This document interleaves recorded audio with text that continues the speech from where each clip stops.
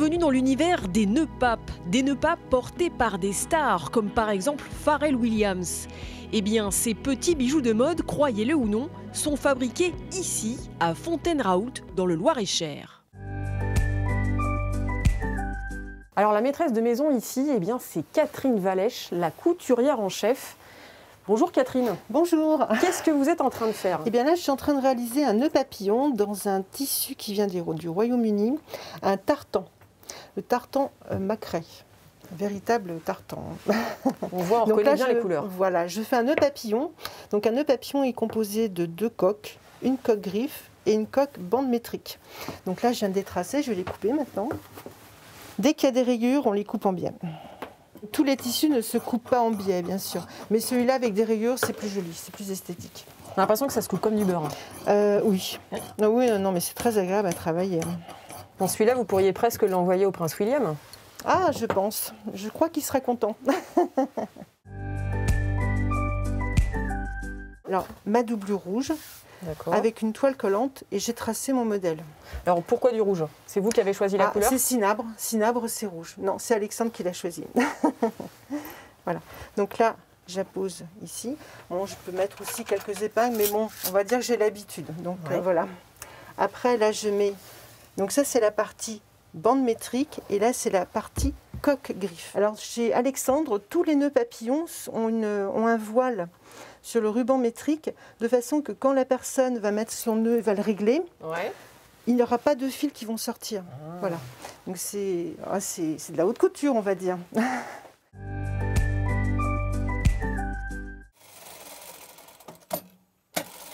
Cette habitude, racontez-nous d'où elle vient aussi. Parce que vous avez une histoire aussi à vous. Oui, effectivement, ma grand-mère et ma mère avaient une entreprise de cravates. Donc depuis 3 générations, on va dire que je sais faire la cravate. Les nœuds papillons, je les ai appris il y a 23 ans à peu près. Et donc vous avez appris votre métier aussi dans des grandes maisons? Oui, j'ai travaillé pendant 30 ans chez Dior, 10 ans chez Hermès. D'accord. Spécialiste de la cravate, vous faisiez les cravates? Les cravates, oui. Pour faire ce métier, il faut vraiment être passionné. Voilà.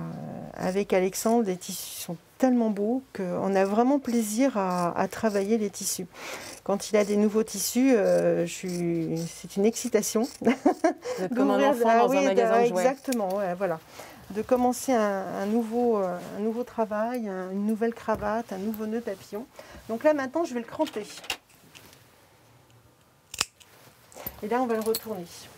On emploie juste c'est tout simple, on emploie une aiguille à tricoter.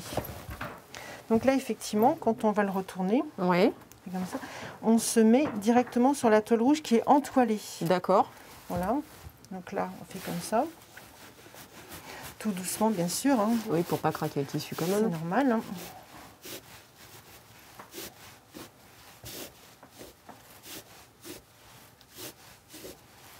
Ah, et ça ressort de l'autre côté. Voilà. Je vois la technique.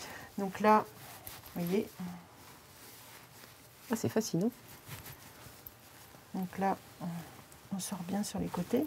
Et voilà. Oh là là. Il a déjà pris forme déjà. Ah oui. Après, il y a une autre étape. Oui. On va sortir les pointes.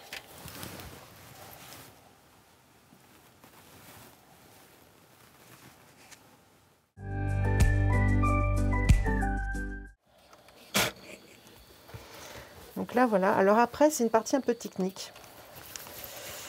Il faut trouver le rouloté qui se trouve à l'intérieur. D'accord. Voilà. Faites voir, je peux toucher. Oui, bien sûr. Vous voyez sur le côté, c'est la couture. Ah oui, il y a un petit doublon en fait à l'intérieur. Donc là, il faut bien, voilà, le mettre comme il faut, de façon que ça soit joli. Vous voyez, que ça fasse pas de marque. Donc là, on prend un poids. Alors c'est des poids qui viennent de ma grand-mère. Hein. J'y tiens beaucoup. Donc là, c'est la partie à la main maintenant. Oui, parce qu'il faut préciser qu'en fait... Alors, on a une partie à la machine, une partie à la main. Voilà. Ce sont quand même des nœuds papillons qui sont faits main. Ouais, voilà. Il y a beaucoup de choses qui sont faites à la main quand même. Hein. Donc là, voilà. On rentre le tissu. Qu'il soit bien droit. cou à point caché. Il y a beaucoup de choses qui viennent de ma grand-mère, hein, de ma grand-mère et de ma mère, voilà.